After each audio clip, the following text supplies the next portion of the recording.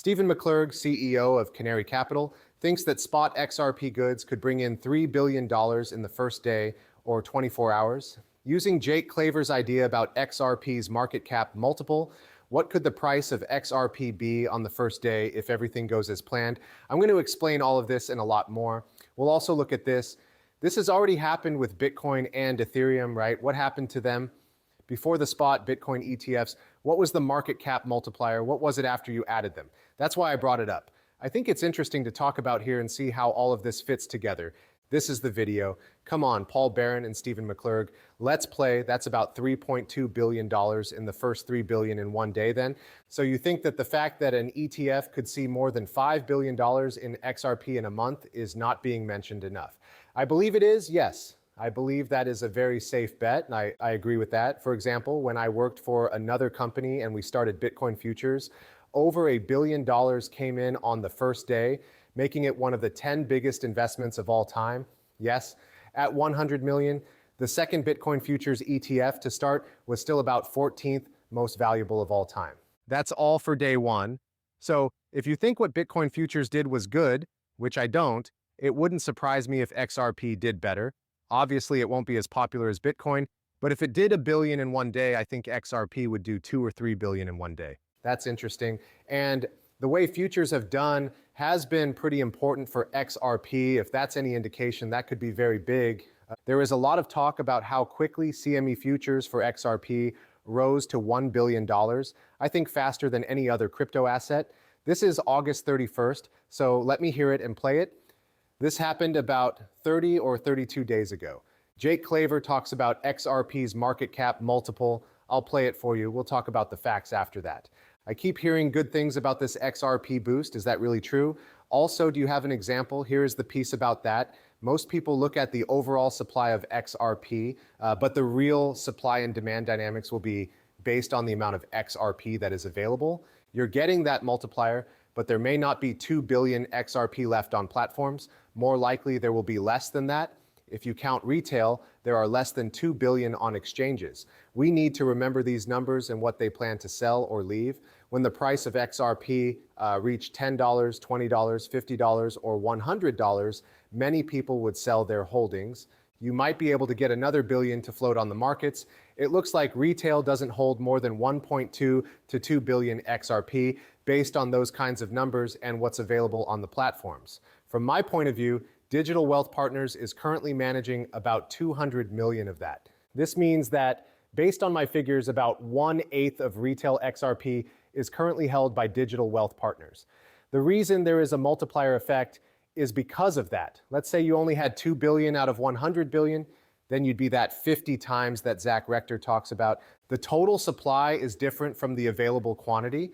That's why the change in how much cash coming in will make the market cap go up more than if it was spread out over the total supply or just the supply that's available, okay? This has nothing to do with circulating stock. This is not about the 59 billion in some businesses. Jake says that the real supply on exchanges is less than 2 billion, okay? Let's look at these numbers now. I wanted to put up 3 billion and 5 billion. I also wanted to use 50, 100, and 250x because I know some people are interested in what will happen if it gets even bigger. That's why I used 50 and 100, right? Is because 50x is the number of Zach Rector and Jake Claver. That being said, if $3 billion is put into a spot XRP ETF on the first day, that should cut the supply in half, right? There is a good chance that you will get close to 1 billion XRP back from the markets if you spend 3 billion XRP in one day. It would be 100 times stronger since there is only 1 billion XRP left on platforms.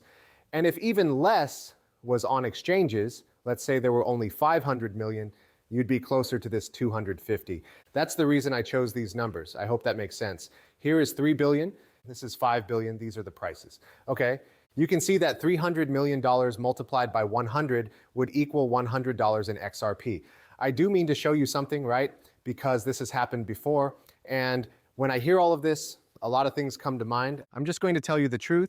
Then I'll tell you what I think about the spot Bitcoin ETF that started in January 2024. On the other hand, the start of the ETF did not significantly reduce the amount of Bitcoin that could be bought and sold on exchanges.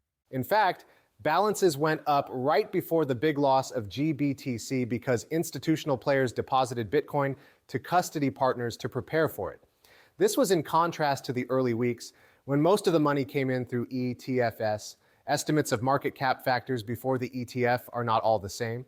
Before the spot Bitcoin ETF, many experts said that new money would flow into Bitcoin at a rate of 50 to 100 times. A careful look at it now shows that it was more like 4.4x after the ETF, right? There was a lot of stock that was put up for sale because everyone thought it would be bought off.